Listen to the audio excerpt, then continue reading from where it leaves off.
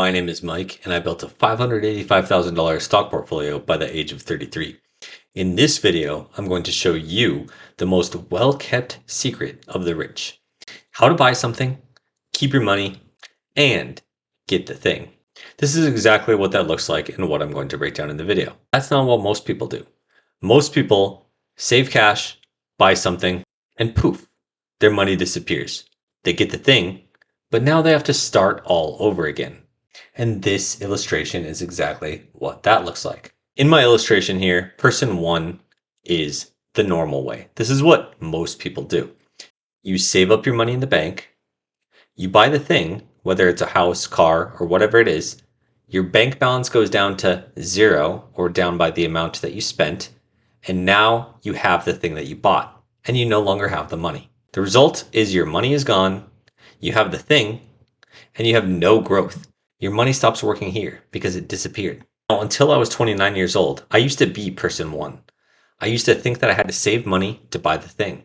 Until one day, after investing for 4 years, I saw an Instagram reel where Damon from Shark Tank talks about how rich people never sell assets. They buy stocks, they borrow against them, buy more stocks, and they repeat this process in sort of an infinite loop, if you will. This concept felt like it broke my understanding of reality, and I remember it vividly. At that point, I realized that when you buy things with cash, your money just disappears. But that's not what the rich do. The rich buy things with assets. They keep their money invested, and it gets to keep growing.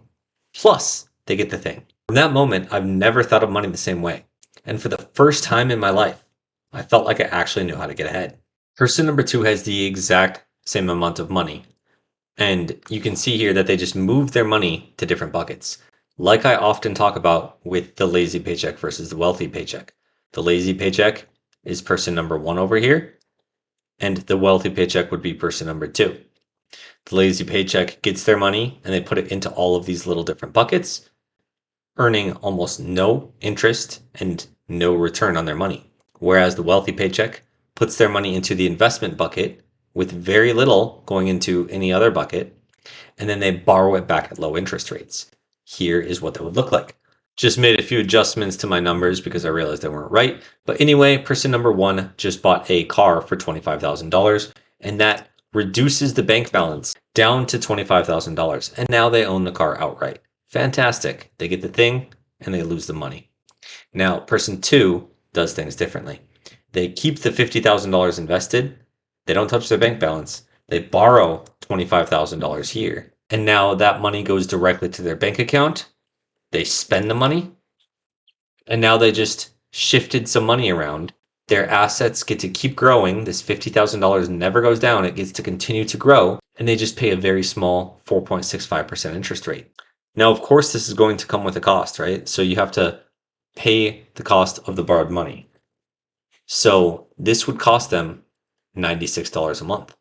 Now, of course, there's no free lunch. So this would cost person number two $97 per month, which would just come from their income.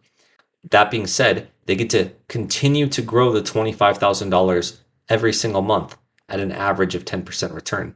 Person number one lost half of their cash. It just disappeared. And now they get to earn $25,000 at their 3.5% interest rate. Now, of course, you have to be careful because your investments go up and down over time. So you could get margin called if you're not careful, which is why I outline all of the rules that I follow within my ebook, Money Isn't Real, and I follow a system, making sure that I'm always safe.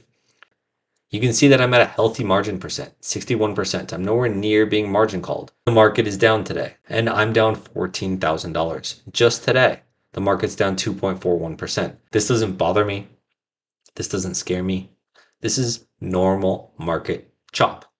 And I know that my fundamentals are in place, meaning that I have good income. My income goes to the right buckets. I'm going to have a big influx of cash as soon as I sell my rental property in 3 months. If you can't handle a little bit of market chop, you shouldn't be in the market. A lot of people panic when the market goes down a little bit, like 2%. Relax. It's going to be okay. This is normal. The market goes down 10% or more almost every single year without fail. This is to be expected if you're going to invest your money. Now, if I zoom out, I've doubled my money since 2022, and I'm up $191,000 in gains. If you want to live an exceptional life, you have to be the exception. You can't be like everybody else and do what everybody else does. I'm sharing my experience and showing you what I have learned in the 8 years that I've been investing and how I'm now speedrunning my way to multi-millions. A quick recap of what person number 2 does. Person number 2 borrows money against his investment account, buys the thing. The investment account continues to go up in value. Now, here's the beauty. You get the thing you wanted.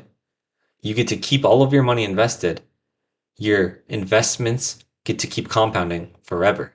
Here I have a slightly different illustration than I had at the beginning of the video. It's a little bit more specific, but it has the same ideas. And after seeing the example we just went through, this should make a lot more sense. What I do is I invest my money in broad market ETFs. I then let my money compound and grow over time.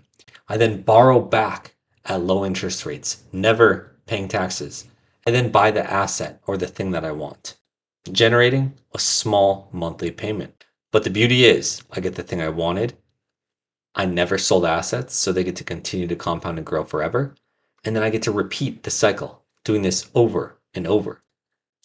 Here you can see that I have a different illustration on my Instagram of the recycled dollar. And Damon from Shark Tank actually liked the post.